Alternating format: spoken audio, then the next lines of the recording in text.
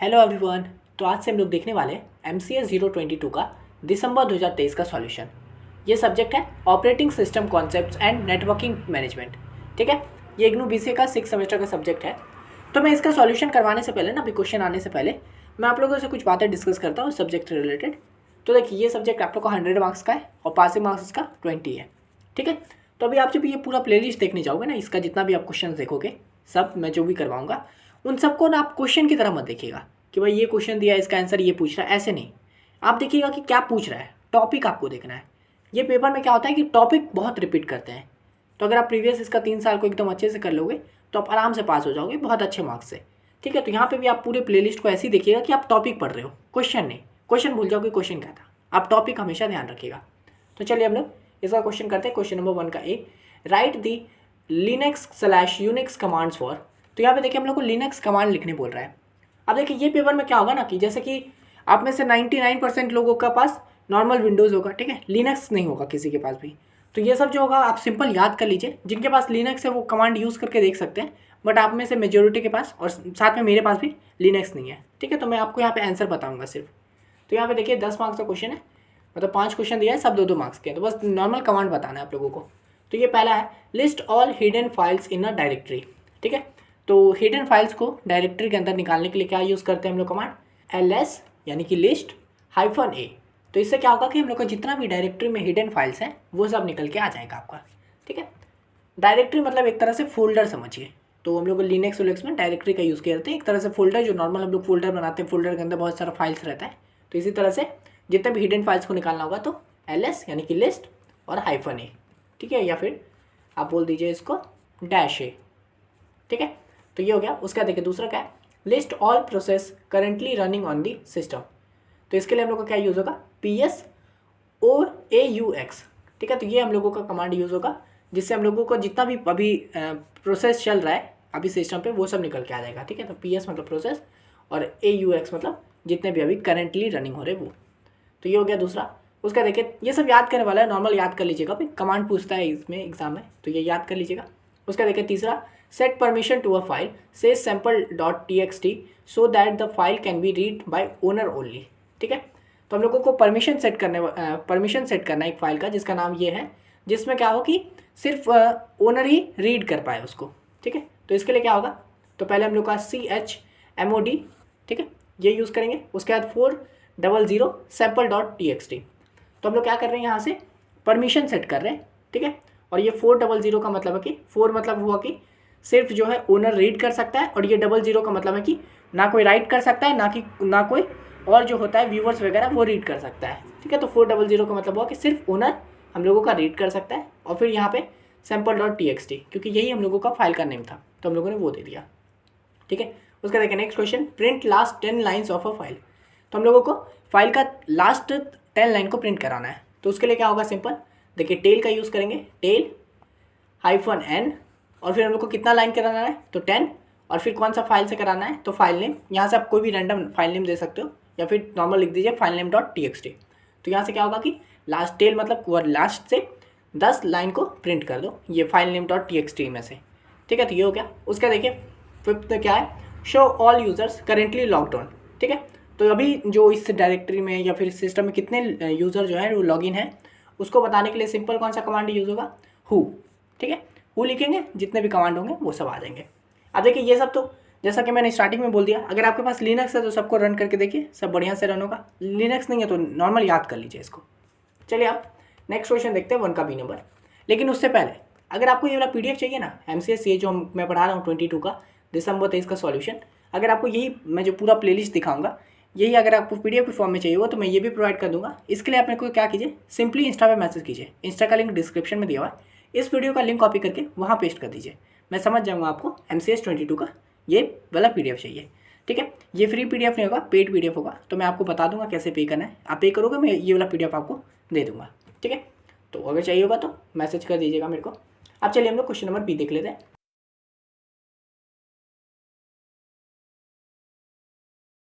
Why do we need a firewall? Explain the working of a firewall in details. Also explain the limitation of using firewalls. ठीक है, तो यहाँ पे देखिए हम लोग को फायरवॉल के बारे में पूछ रहा है। और अगर आपने अभी तक जितने भी थर्ड फोर्थ फिफ्थ सेमेस्टर में अगर अच्छे से पढ़ के आए हो तो आपको पता है फायरवॉल क्या होता है। और इस सब्जेक्ट में भी ना वही होता है कि आप अब तक जो पढ़ के आ रहे हो ना वही सब चीज़ के बारे में पूछेगा, बट वही है कि थोड़ा उसके बारे में एक्स्ट्रा पूछता है। ठीक है, तो देखिए यहाँ पे नॉर्मल हम लोग अब तक पढ़ के आ रहे थे कि फायरवॉल क्या होता है वो बताओ, लेकिन यहाँ पे देखिए हम लोग को वर्किंग भी पूछ रहा है और उसका लिमिटेशन भी पूछ रहा है। कितने मार्क्स का क्वेश्चन है, तो ये हम लोगों का 10 मार्क्स का क्वेश्चन है। ठीक है, 2 मार्क्स का ये, 5 मार्क्स का ये, इस तरह से। तो यहाँ देखिए हम लोग का uh firewall is a critical component of network security designed to protect a computer network from unauthorized access. It acts as a barrier between an internal network and external source such as the internet to filter incoming and outgoing traffic based on predefined security rules. ठीक है, तो firewall क्या होता है, ये एक तरह का नेटवर्क सिक्योरिटी हम लोग को प्रोवाइड करता है। ठीक है, हम लोगों का कंप्यूटर नेटवर्क का अनऑथोराइज एक्सेस से। ठीक है, तो वही है कि क्या होता है कि नेटवर्क सिक्योरिटी है design to protect our computer network, यानी कि हम लोग का कंप्यूटर को अनऑथोराइज एक्सेस से बचाने के लिए फायरवॉल का हम लोग यूज़ करते हैं। ये क्या करता है, बैरियर की तरह काम करता है हम लोगों के इंटरनल नेटवर्क को एक्सटर्नल सोर्स से, यानी कि इंटरनेट पे जो भी प्रोवाइड है उससे हम लोगों को बचाने के लिए फायरवॉल का यूज़ होता है। ठीक है, तो ये क्या करता है, इनकमिंग एंड आउटगोइंग ट्रैफिक को फिल्टर कर देता है, जैसे कि जो भी सिक्योरिटी रूल्स फायरवॉल का सेट है उस हिसाब से वो जो भी नेटवर्क पे हम लोग जा रहे हैं उस पर या तो रोक देगा हम लोगों को जाने से अगर वो सेफ़ नहीं है तो। ठीक है, तो इस तरह से ये होता है हम लोग को फायरवॉल। और देखिए बहुत सिंपल सा डेफिनेशन लिखे हैं, आराम से याद कर सकते हो ऐसे। Hair are some key reason why firewalls are necessary. ठीक है, तो यहाँ पे हम लोग को पूछा ना कि क्यों ज़रूरत है, तो वो हम लोग अब बता रहे। तो ये है प्रोटेक्शन अगेंस्ट अनऑथराइज एक्सेस। ठीक है, तो सबसे पहले तो वही है कि भाई अनऑथराइज एक्सेस से हम लोग को बचाता है। तो देखिए firewalls prevent hackers and malicious program from gaining unauthorise access to a network और इंडिविजुअल डिवाइस। तो ये होता है कि भाई फायरवॉल्स रोकता है हैकर को या फिर जो भी मेलिशियस प्रोग्राम है, मतलब जिसमें वायरस हो, उन सब प्रोग्राम को रोकता है हम लोगों के सिस्टम को अनऑथराइज एक्सेस करने से। ठीक है, ये हो गया। उसके बाद आता है data security. Firewalls help safeguard sensitive data by controlling and monitoring network traffic. ठीक है, तो ये हम लोग को डेटा सिक्योरिटी भी देता है। ये क्या करता है, हम लोगों का जो भी हम लोगों का सेंसिटिव डेटा है ना उसको सेफ रखता है, वो उसको कंट्रोल करता है कि वो डेटा सही जगह जा रहा है कि नहीं, मॉनिटर करता है कि वो किस ट्रैफिक से जा रहा है, यानी कि पूरे इंटरनेट पे कहीं भेज रहे हैं तो एक बढ़िया सा टनल बना देता है उसके लिए ताकि डेटा आराम से वहाँ से जा सके। ये हो गया, डेटा सिक्योरिटी भी प्रोवाइड करता है। उसके बाद आता है blocking malicious traffic. They can block known threats such as a malware, viruses and phishing attempts thus preventing them from entering the network। ठीक है, तो ये क्या होता है कि मेलिशियस ट्रैफिक को भी, यानी कि जिसमें वायरस होते हैं है ना, मेलवेयर होते हैं, वो सब में उस सब को भी क्या करता है, ब्लॉक कर देता है, वैसे नेटवर्क को वैसे ट्रैफिक को। ठीक है, जैसे कि कोई मेलवेयर हो गया या फिर कोई वायरस हो गया या फिर कोई फिशिंग अटेम्प्ट हो रहा है तो उन सबको ये ब्लॉक कर देता है। ठीक है, उसके बाद आता है traffic regulation. Firewalls can manage and regulate network traffic to ensure efficient use of resources and prevent network congestion. ठीक है, तो ये क्या करता है, हम लोग का ट्रैफिक को भी रेगुलेट करता है, यानी कि हम लोगों का जो नेटवर्क ट्रैफिक है वो कैसे बढ़िया से चले, इफ़िशेंट वे में चले, कोई उसमें जाम ना हो नेटवर्क का। ठीक है, तो उन सब का भी ये ध्यान रखता है। उसके बाद आता है access control. They allow the implementation of access control policies to specify which user और device are permitted to access certain resources. ठीक है, यहाँ पे एक्सेस कंट्रोल को भी किया जाता है कि भाई कि फायरवॉल लगा देते हैं तो फिर इस सिस्टम को या फिर इस वेबसाइट को या फिर इस नेटवर्क को कौन एक्सेस कर सकता है, कौन नहीं कर सकता है, ये ट्रैफिक सेफ है कि नहीं है, उन सब का ध्यान रखता है ये। ठीक है, फायरवॉल। तो इस तरह से यहाँ पे देखें हम लोगों ने पूरा अच्छे से लिख दिया कि क्यों नीड होता है। तो अगर आप चाहो तो डायरेक्ट लिख सकते हो कि भाई नीड क्या है, तो आप ये सब पॉइंट लिख दोगे। ये तो हम लोगों ने फायरवॉल के बारे में थोड़ा डेफिनेशन दिया है ना, तो या जैसा कि मैंने स्टार्टिंग वीडियो में बोला था आपको एकदम टॉपिक की तरह पढ़ना है। तो अभी देखिए आप लोगों ने क्या पढ़ा, आप लोगों ने फायरवॉल का डेफिनेशन पढ़ लिया और उसका नीड पढ़ लिया। आप इसको नीड बोलिए, कैरेक्टरिस्टिक बोलिए, की पॉइंट्स बोलिए, कुछ भी बोलिए, है ना। तो अगर मान लीजिए आपसे पूछता है कि व्हाट इज़ फायरवॉल, की कैरेक्टरिस्टिक बताओ उसका, है ना, या फिर उसके एडवांटेजेस बता दो, तो आपको पता है क्या लिखना है, यही सब सेम चीज़ लिखोगे, है कि नहीं। तो ये हो गया आप लोग का फायरवॉल का, एकदम टॉपिक की तरह पढ़िएगा। उसके बाद देखिए हम लोग का वर्किंग ऑफ अ फायरवॉल पूछ रहा था, तो कैसे होता है फायरवॉल, कैसे काम करता है। तो सबसे पहले आएगा पैकेट फिल्टरिंग। तो firewalls analyse incoming and outgoing packets and decide whether to allow और block them based on predefined rules. ठीक है, तो ये फायरवॉल्स क्या करता है, सबसे पहले तो एनालाइज करता है कि जो भी पैकेट्स मतलब डेटा, जो भी डेटा तो पैकेट्स में होता है। तो कोई पैकेट्स आपके सिस्टम में आ रहा है या फिर आप कुछ पैकेट्स को भेज रहे हो, तो क्या उसको भेजना या फिर उसको एक्सेप्ट करना आपके सिस्टम के लिए सेफ़ है या नहीं है, वो चीज़ को पहले ये, ठीक है, एनालाइज करता है। Rules are set based on criteria such as IP addresses, port numbers, protocols and the packet content. और ये जो रूल्स सेट करते हैं कि भाई जिस बेसिस पे रिजेक्ट करते हैं या फिर सेलेक्ट करते हैं, वो रूल्स क्या होता है, जैसे कि कोई IP एड्रेस, मान लीजिए कोई IP एड्रेस से वहाँ पे वायरस है, तो उसको फायरवॉल पहले ब्लॉक कर देगा, तो फिर उन सबको ब्लॉक कर देता है, वो रूल सेट कर देता है। पोर्ट नंबर अगर कुछ ऐसा है, कोई प्रोटोकॉल है, या फिर पैकेट का कंटेंट अगर कुछ ऐसा है ख़राब सा, मतलब जिससे कि हैक हो सकता है या फिर वायरस आ सकता है, तो उन सबको पहले रूल बना देते हैं कि भाई ये सब आएगा तो इसको रिजेक्ट कर दो, ठीक है। तो ये हो गया पैकेट फिल्टरिंग। उसके बाद आता है स्टेटफुल इंस्पेक्शन। तो देखिए, firewalls keep track of the state of active connections and make decision based on the context of the traffic, ठीक है। तो यहाँ पे देखें स्टेटफुल इंस्पेक्शन, यानी कि अभी जो हम लोगों का नेटवर्क में, अभी जो हम लोगों के सिस्टम में जो चीज़ लॉगिन है या फिर जिस पे काम चल रहा है, उन सब का वो हिसाब रखता है, मतलब एक तरह से अपने पास डेटा रखता है कि हाँ भाई ये सब, ये वाला ऐप को, ये वाला साइट को इसने लॉगिन किया है, ये सेफ़ है, ठीक है। तो अगली बार जब हम उस पर जाना चाहेंगे तो हम आराम से जा सकते हैं। लेकिन अगर मान लीजिए कोई अनऑथराइज वेबसाइट है, तो उस पर फायरवॉल हम लोग को जाने से रोकेगा, समझे। तो ये हो गया कि वो स्टेट रखता है कि एक्टिव कनेक्शन कौन कौन सा है अभी, और फिर उसके हिसाब से डिसीजन लेता है। उसका देखिए, दे maintain a state table that records detail of each connection ensuring that only legitimate traffic is allowed. वही कि स्टेट टेबल बना के रखता है कि भाई कौन कौन सा अभी कनेक्शन है इसमें, और कौन सेफ़ है कौन नहीं है सेफ़, तो उन सब का वो ट्रैफिक बना के रखता है, मतलब अपना एक टेबल बना के रखता है। तो ये हो गया स्टेटफुल इंस्पेक्शन, यहाँ से वो इंस्पेक्ट करता है।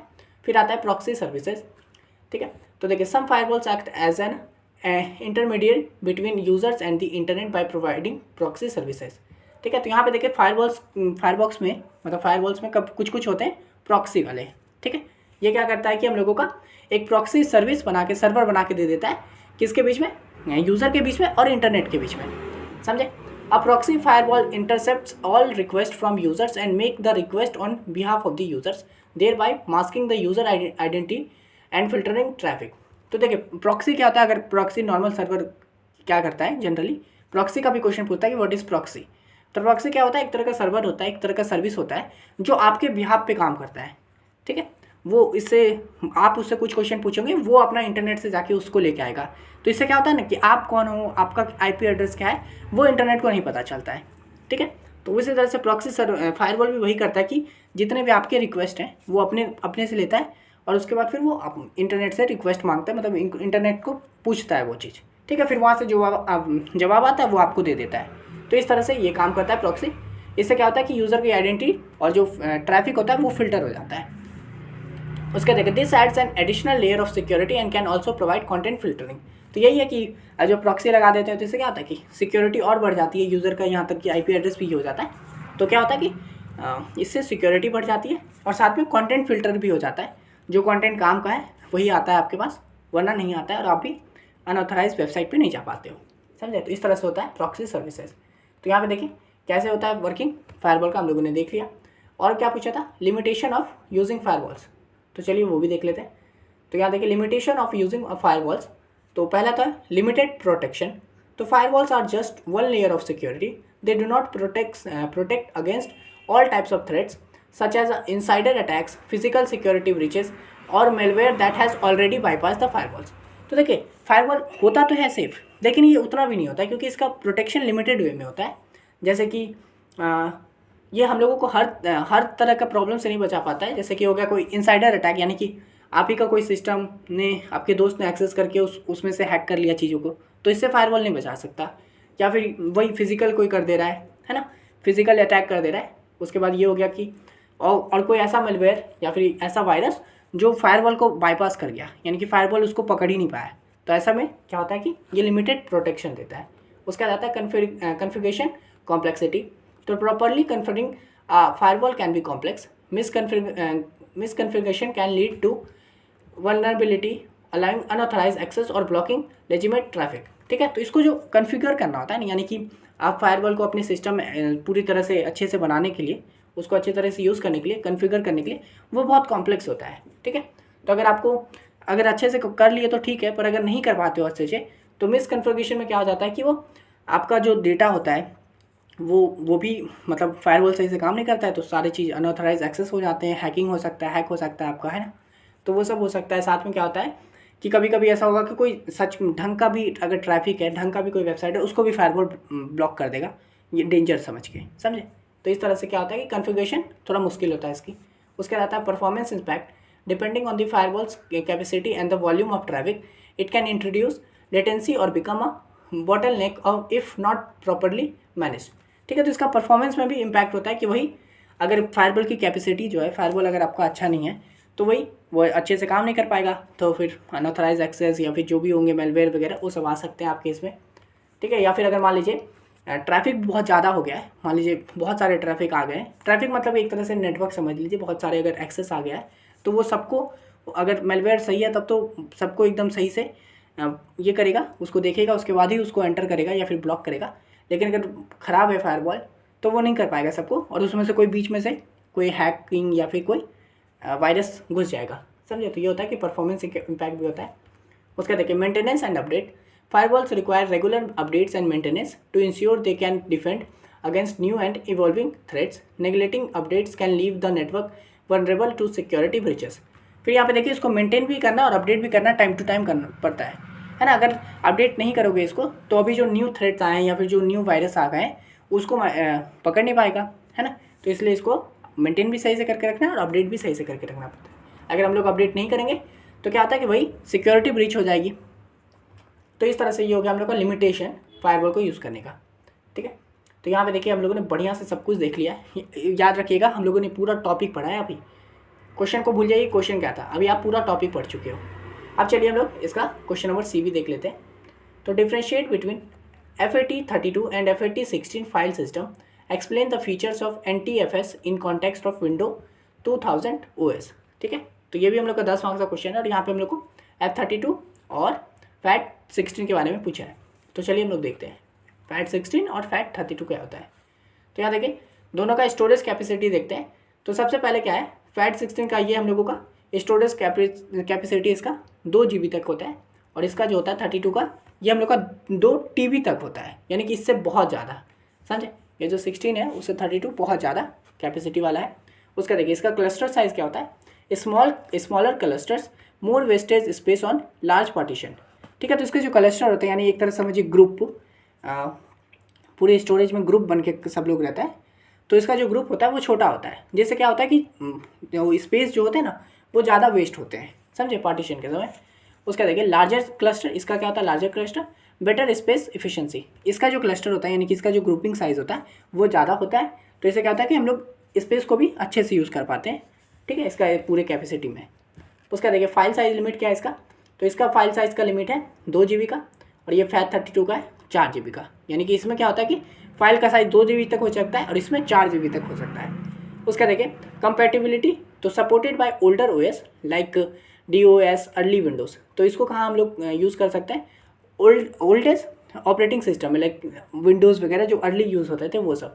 और ये जो 32 है supported by modern OS like Windows, Mac OS और लिनक्स, समझे। तो ये अभी हम लोगों का FAT32 ही का यूज़ करते हैं, जैसे कि अभी जो विंडोज़ चल रहा है 10, 11 वो सब में, फिर मैक OS में, लिनक्स में FAT32 का यूज़ होता है।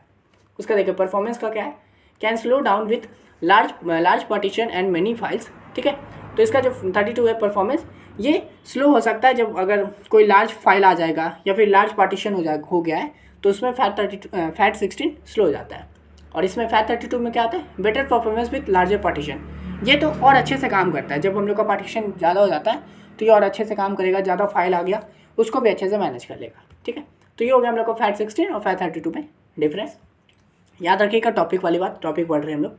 अब देखिए हम लोग को फीचर पूछा है, तो NTFS का फीचर पूछा है। तो NTFS मतलब क्या, new technology file system in Windows 2000। ठीक है, तो देखिए NTFS is more advance file system introduce with window NT and later adopted by window 2000। ठीक है, तो ये जो NTFS है ना ये सब इसी का अपग्रेडेड वर्जन है, ये 1632 का अपग्रेडेड वर्जन है, न्यू टेक्नोलॉजी फाइल सिस्टम, समझे। पहले इसको विंडोज़ NT में बनाया गया था, उसके बाद विंडोज़ 2000 में इसको यूज़ करने लगे। तो इसका की फीचर्स क्या है, तो सबसे पहला है सिक्योरिटी। तो NTFS supports file and folder level security permission using access control list allowing fine grain control over who can access and modify files. ठीक है। तो सबसे पहले क्या है, सिक्योरिटी। तो ये जो हम लोग का NTFS है, ये हम लोगों का फाइल को एकदम सिक्योरिटी प्रोवाइड करता है, फोल्डर लेवल सिक्योरिटी यूज़ करता है, जैसे कि एक्सेस कंट्रोल लिस्ट। ठीक है, एक्सेस कंट्रोल लिस्ट का यूज़ करके ये फाइल को एक फाइल को सिक्योरिटी प्रोवाइड करता है, जिससे क्या होता है कि control over who can access the and modify files. इससे क्या होता है कि हर फाइल का अपना ये होता है कि उसको कौन एक्सेस कर सकता है, उसको कौन ओपन कर सकता है, उसमें कौन कुछ चेंजेस कर सकता है, समझे। तो इस तरह से क्या होता है कि एक फाइल को ये सिक्योरिटी प्रदान करता है, जो कि ये सब में नहीं होता था पहले। उसके बाद आता है फाइल कंप्रेशन।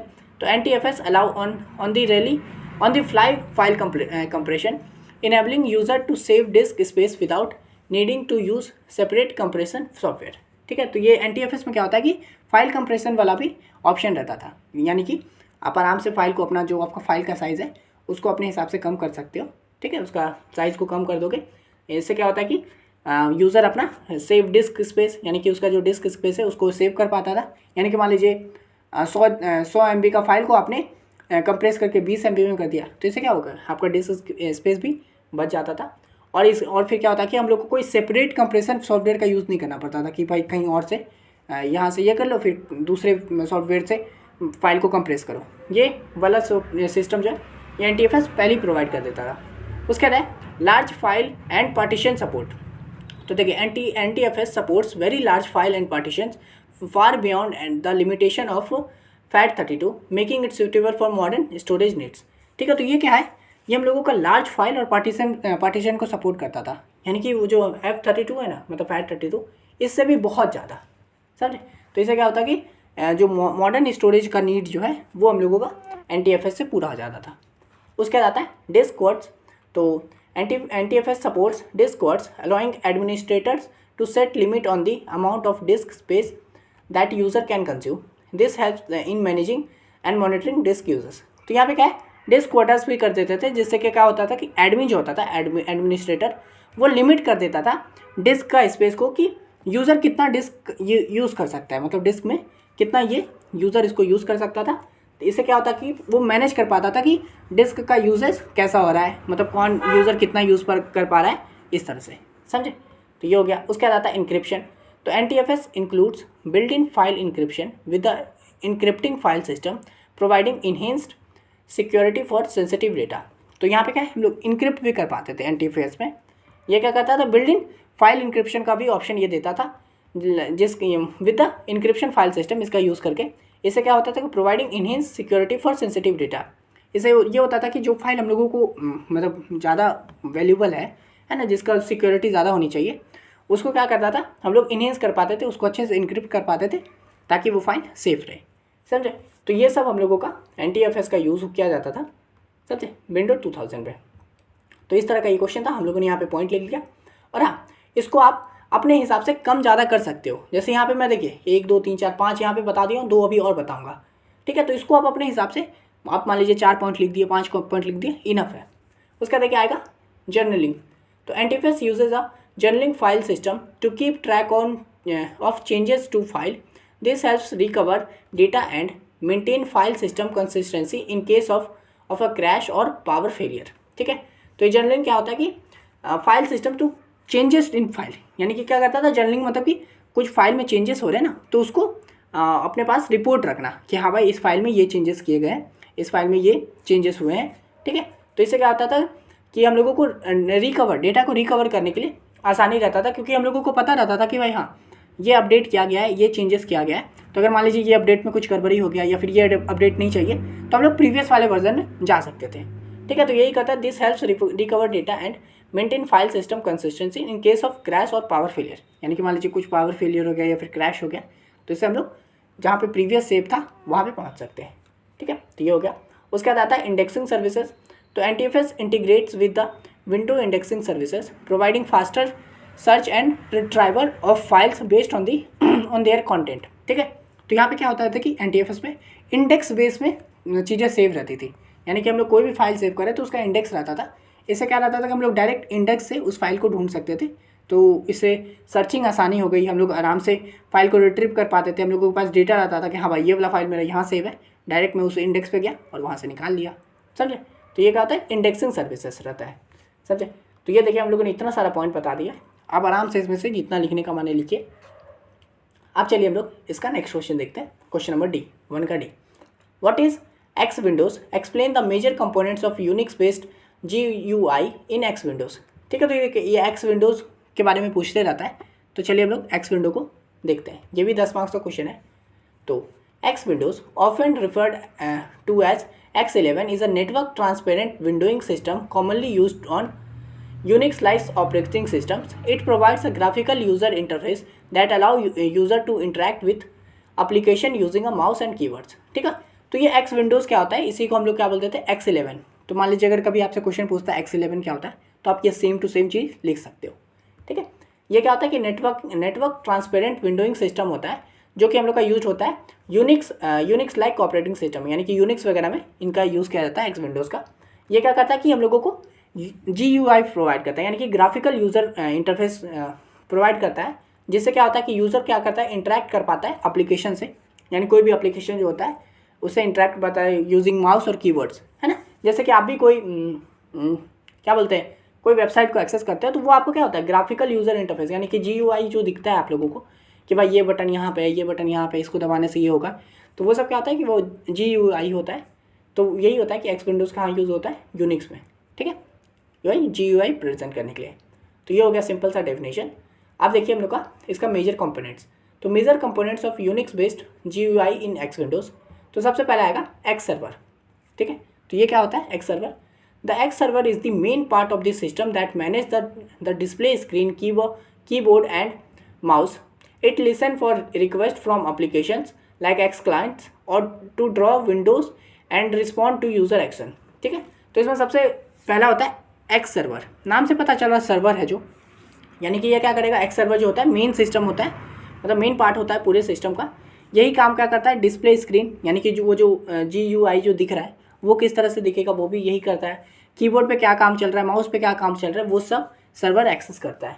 समझे, ये वही करता है, रिक्वेस्ट को लिसन करता है, जो एप्लीकेशन होता है, यानी जो एक्स क्लाइंट है, यानी जो एप्लीकेशन जो वेबसाइट पर हम लोग काम कर रहे हैं उसको लिसन करता है, और फिर उसके हिसाब से जो भी विंडो बनाना होता है, जो भी एक्शन दिखाना होता है, उसका रिस्पॉन्ड करना होता है, वो करता है। ठीक है, तो ये हो गया एक्स सर्वर। फिर होते हैं एक्स क्लाइंट।